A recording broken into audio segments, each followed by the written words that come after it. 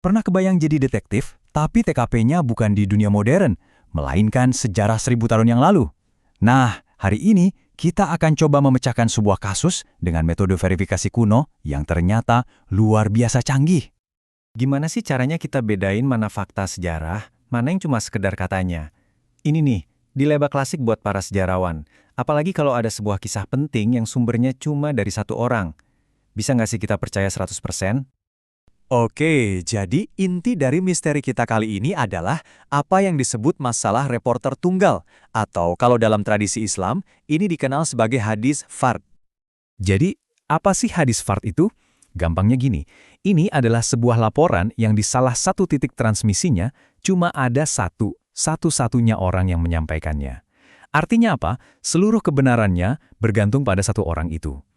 Nah, disinilah investigasi kita dimulai. Setiap laporan itu punya jalur perjalanannya sendiri yang disebut isnad atau rantai narasi.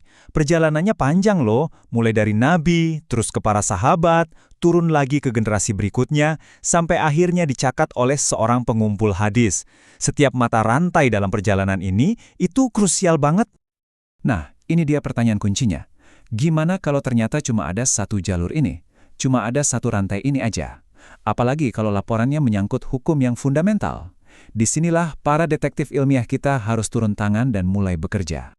Biar lebih kebayang, yuk kita langsung aja bedah kasus nyata yang sempat bikin para ahli pusing. Kasusnya soal penentuan awal bulan Ramadan, yang laporannya datang dari seorang ahli hukum legendaris, Imam Al-Syafi'i. Dan di sini nih letak kejanggalannya. Ternyata versi laporan dari Imam Al-Syafi'i itu redaksinya sedikit beda. Kata-kata yang beliau gunakan itu unik, nggak sama dengan murid-murid lain dari guru yang sama. Loh kok bisa? Ini langsung jadi barang bukti yang mencurigakan. Pertanyaannya, apa beliau salah ingat atau justru beliau satu-satunya yang mengingatnya dengan benar? Terus, apa langkah pertama para detektif hadis ini dalam investigasi mereka? Mereka akan mencari saksi pendukung, seseorang yang bisa mengonfirmasi cerita yang sama persis, yang mereka sebut sebagai pengikut atau mutabi'i. Jadi, seorang mutabi ini adalah alat pertama detektif. Tujuannya spesifik banget, cari orang lain yang belajar dari guru yang sama dan menyampaikan laporan yang persis sama. Anggap aja kayak kamu lagi nyocokin catatan kuliah sama teman sekelas buat mastiin kamu nggak salah denger dosen. Sama persis. Dan ternyata, ketemu.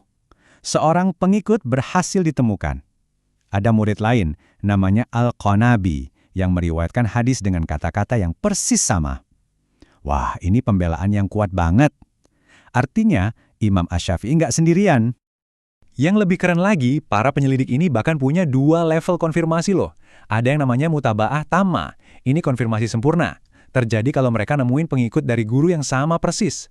Tapi ada juga mutaba'ah nakisah, di mana konfirmasinya ditemukan dari guru yang tingkatannya lebih tinggi lagi di dalam rantai. Dua-duanya berharga, tapi yang pertama tadi jelas lebih kuat. Dan dalam kasus kita, para ulama juga menemukan dukungan lanjutan ini. Ada laporan lain yang, meskipun gak identik kata per kata, tetap memperkuat pesan intinya karena berasal dari sahabat yang sama. Ini seperti nambahin satu lapisan pengaman lagi buat keaslian laporan itu. Oke, tadi kan ceritanya kita nemu pengikut. Tapi gimana kalau nggak ada? Penyelidikan nggak berhenti di situ, teman-teman. Para detektif akan memperluas pencarian mereka untuk memanggil seorang saksi independen. Nah, seorang syahid atau saksi ini jenis dukungannya beda banget.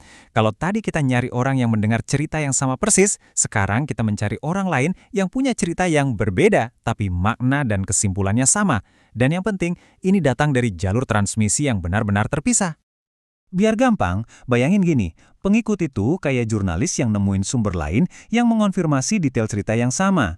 Sedangkan saksi itu kayak jurnalis yang nemuin sumber lain yang lihat kejadian yang beda, tapi ternyata mengarah pada kesimpulan akhir yang sama. Dua-duanya sama-sama kuat. Dan kita balik lagi ke kasus Ramadan kita, para detektif ini berhasil menemukan saksi yang super kuat. Ada laporan lain dari sahabat yang berbeda, yaitu Abu Hurairah, yang juga menegaskan prinsip genapkan hitungan menjadi 30. Wah, ini penguat bukti yang masif banget buat laporan Imam Al-Syafi'i. Sejauh ini, kasus kita kelihatannya solid banget ya. Laporan Imam Al-Syafi'i ternyata punya banyak pendukung. Tapi, gimana kalau jejaknya buntu?